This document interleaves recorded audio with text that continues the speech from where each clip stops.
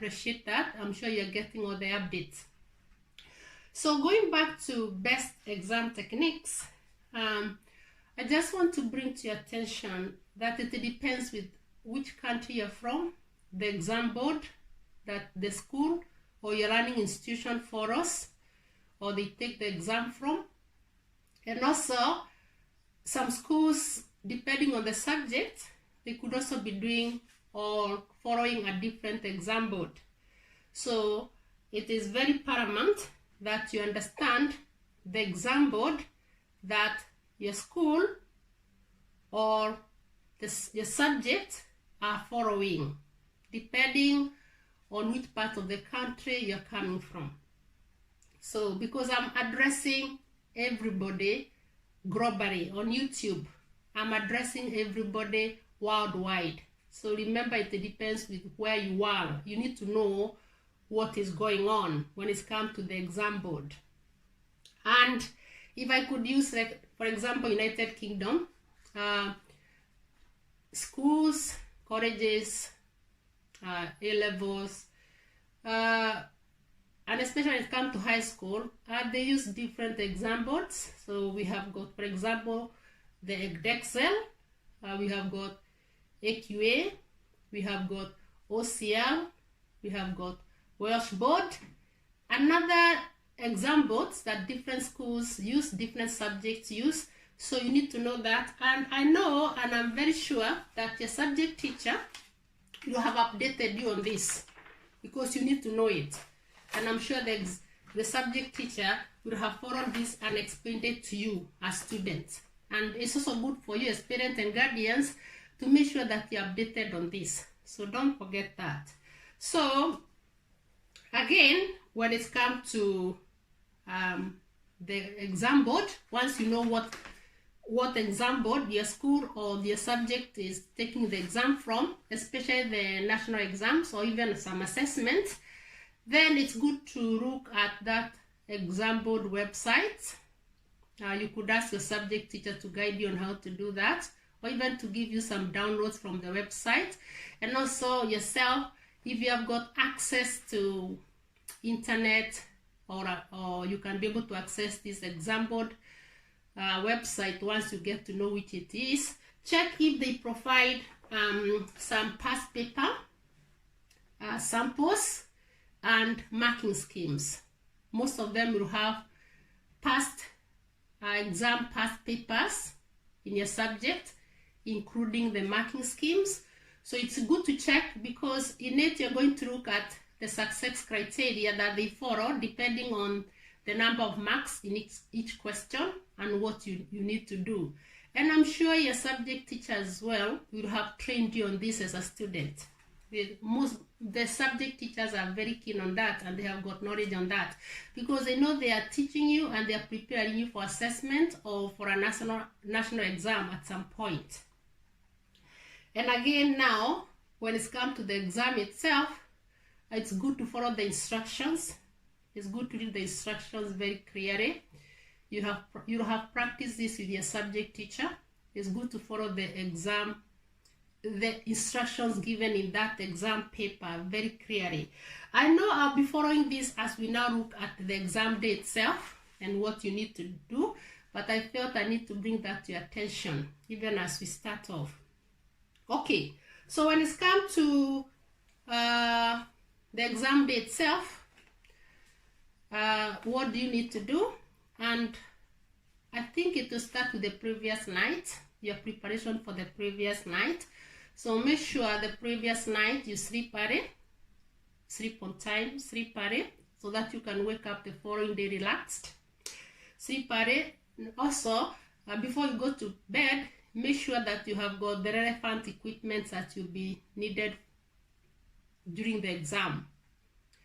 Check your pencil case. Have you got the relevant equipment? Pen, pencil, rubber, ruler. Depending on the exam that you're going to take, I'm sure your subject teacher or the school will have given some guidelines on this and prepared you for this before. And also, as parents, also check the students under your care school bag or the bag they used to go to the running institution, to make sure that this equipment are there the previous night, ready for the following day. And then go to bed early. Remember to wake up on time, wake up early, depending on your mode of transport again and how far your school is or your running institution is, or where you're going to take the exam from.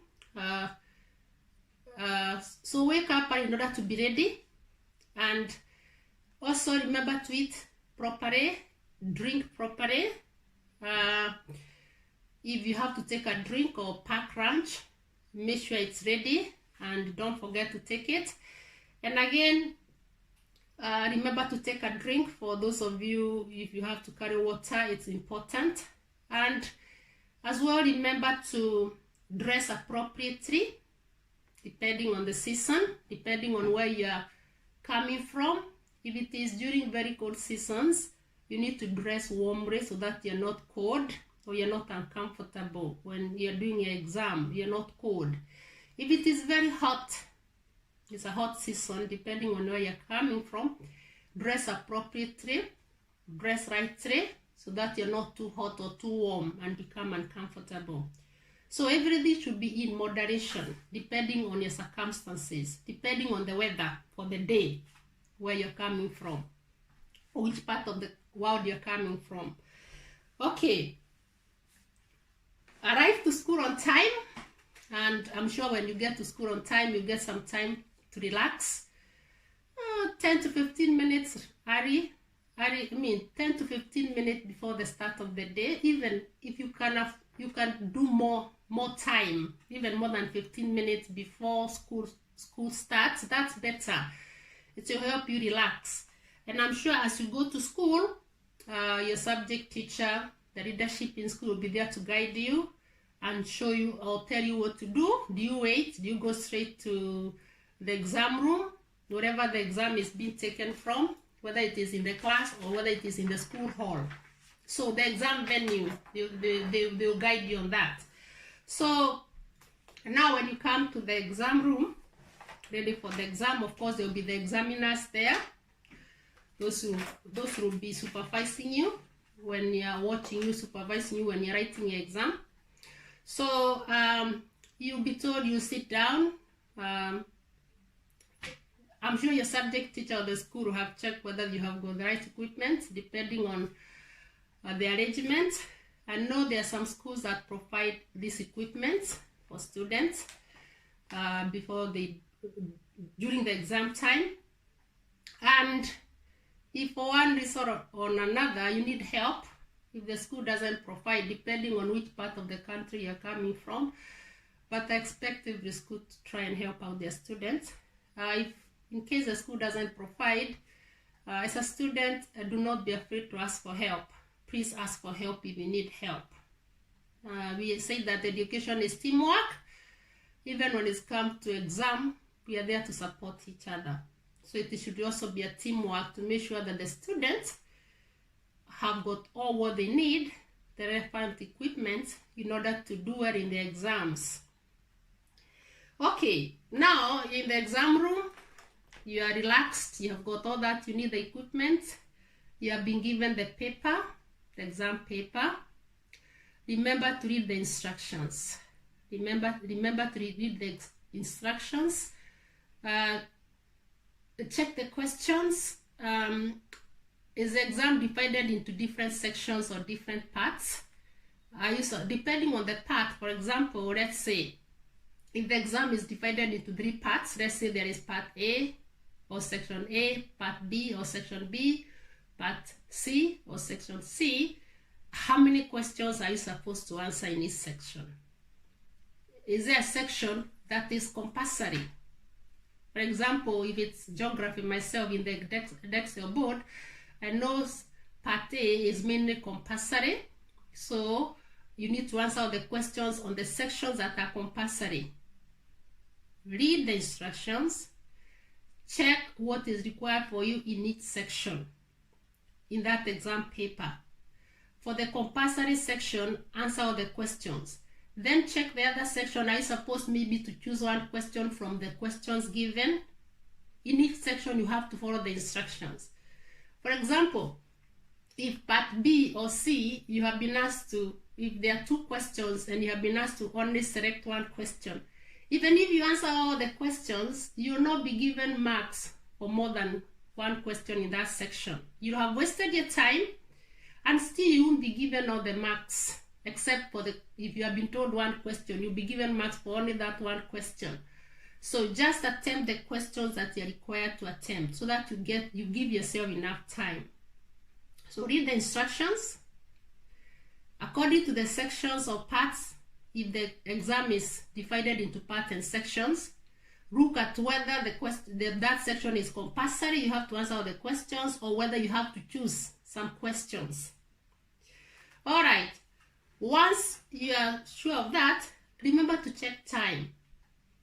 How much time have you got?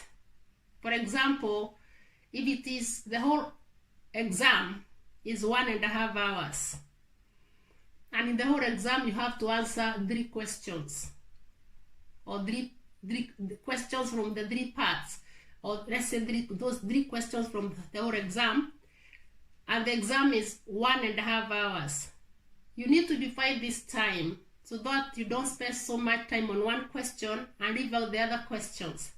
So, giving an example, if it is 1.5 hour exam and you have to answer 3 questions, you need to give each question at least half an hour. Don't spend more than half an hour in 1 question. And then that 1 question, if you give it half an hour, if it's 3 questions and the exam is 1.5 in time, 1.5 hours in time, so you need to subdivide that 1.5 into the 3 questions. So you give each question half an hour. When it's come to that half an hour, try to spend 25 minutes on it and leave at least 5 minutes. So do all you can within that 25 minutes to answer that question. Leave at least 5 minutes that you can come back at the end of it to check your work, go through your work. And again, if there was a question that you weren't sure about, when you're answering, you can spend that maybe extra 5 minutes left out on each question. Or at the end of the exam, the time you have left out to revisit back the 3 questions, check the work. If there's something you aren't sure about, you need to add something, It's not good to leave gaps, because you never know, could be the answer, and it counts. Again, when it's come to the questions, you need to check the marks.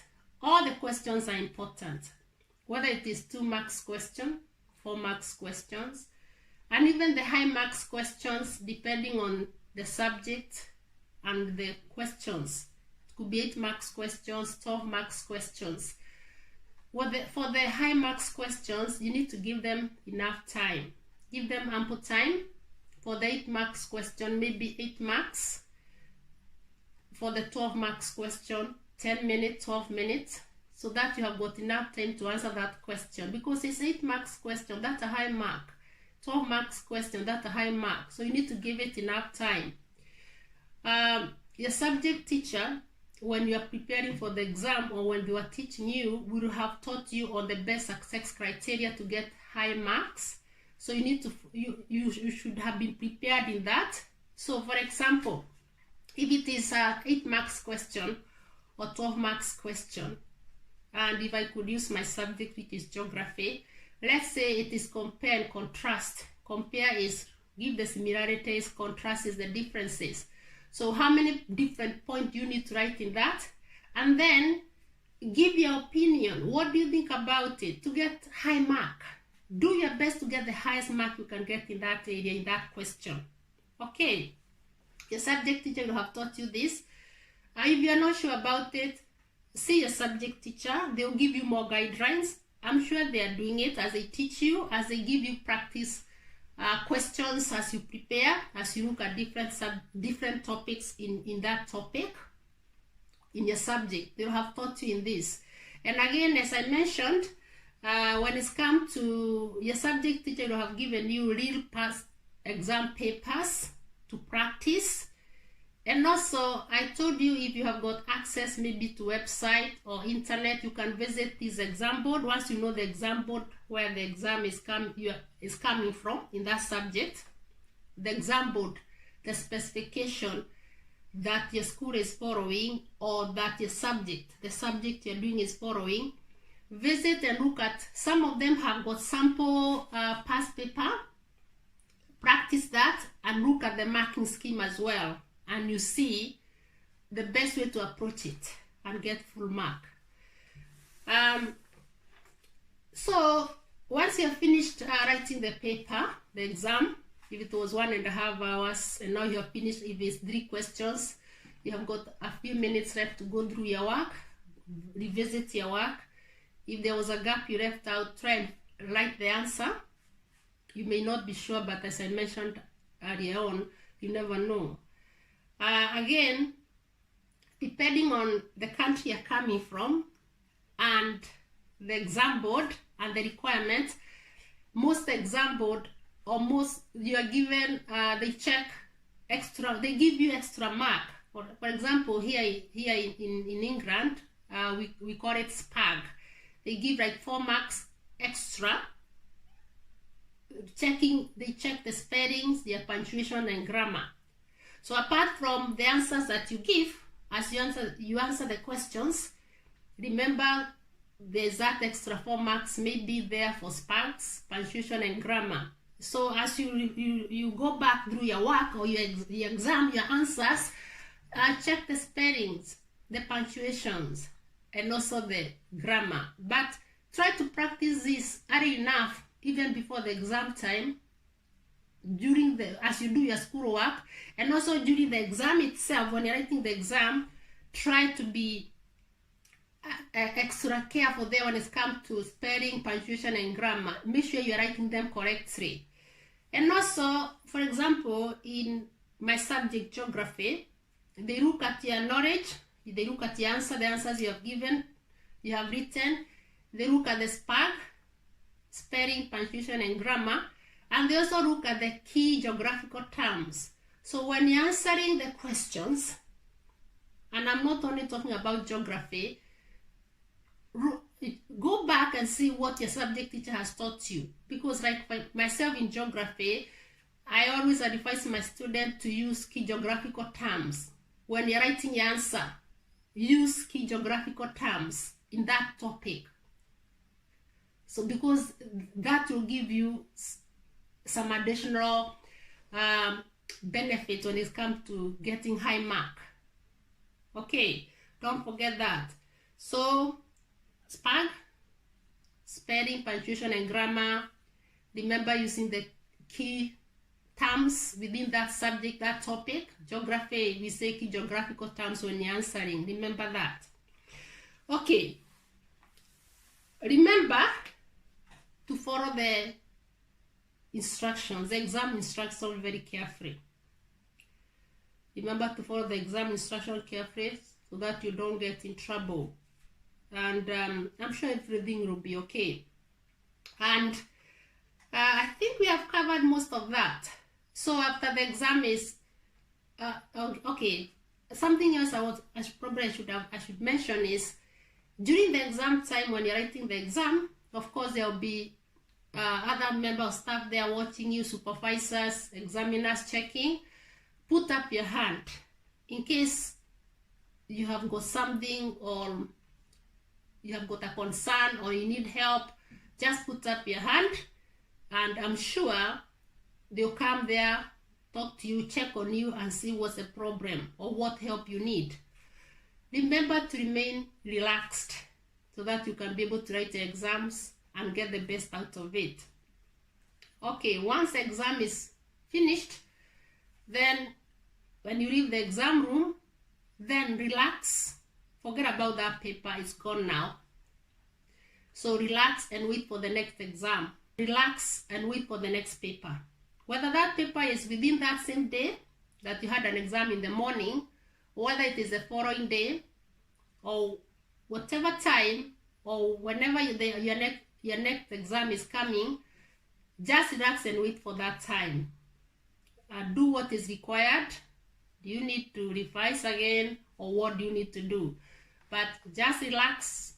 Don't think about the paper that is already done and gone. focus on the next paper, relax, and prepare for it to the best ability that you can. Remember to ask for help from your subject teachers, from school, or from any other source of help that you require. Parents and guardians, I'm sure you'll be there throughout, supporting the students under your care, or your children under your care in education when they're going through exam time. So do the best you can do as parents and guardians to make sure that they are comfortable and they are relaxed. So I think that's what I needed to cover for today when it's come to best exam techniques or tips, and I believe and I hope that has been helpful. All right, I'm reminding you as well of my other resources that you need to check. I'll be putting them under this video description. I reminded you to take this book, Parents and Guardians. It's me who has written it, Anna Kimani. Parents and Guardians, how you can support your children through education. To you students, learn how to push those grades up, maximizing your child's educational potential.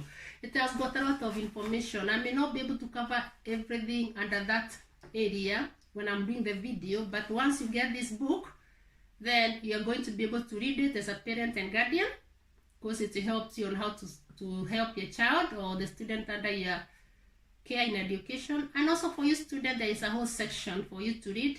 This book is addressing both parents and guardians as well as the student themselves. Whether you're in primary, upper primary, high school, secondary, college, university, it will be very helpful to you. And for those of you who have got young children, the book has got a whole section on early years, especially when it comes to numeracy and literacy. So make sure you order it. It's available on amazon.co.uk, amazon.com, and also you can go to any library, any bookshop, any bookstore from wherever you're coming from, and also go with the title of the book and my name, and then you can ask them to order it for you. Or online, you can order it yourself there. Again, I've got the diaries. I told you to get these diaries. They're big diaries. They help with revision. They're A4 in size, and they cover the 3 academic terms, depending on how you call your term, academic term, depending on which country you're coming from. They're from January to April, May to August, September to December. So they cover it. They'll be very effective, especially when you're revising to bullet points. So that as you approach exams or you come close to exams and you don't have time to go through all the textbooks or your notes, then you can just scan through the bullet point that you made. It will be very helpful. And you can order the 3 journals together. I'm sure when it comes to shipping, you'll get free shipping. If you go online, I'm going to put it down there on the description. If it's Amazon, it will give you guideline on how when it comes to shipping. I know at the moment when it comes to UK, it's free shipping for even if you order one of the diaries. Other countries, you will check, they'll guide you there. So make sure you place an order. You place an order for these resources. The book itself, as well as the diaries, they will be very helpful. Anyway, thank you for your time. I appreciate it. Reminding you is Anna Kimani. If you haven't subscribe to my YouTube channel, Anna G. Kimani. Please subscribe. Remember to give me some like. They really encourage me, and some comment. Please comment and let me know how we are progressing. Anyway, thank you so much and goodbye. Let's meet next time. Bye.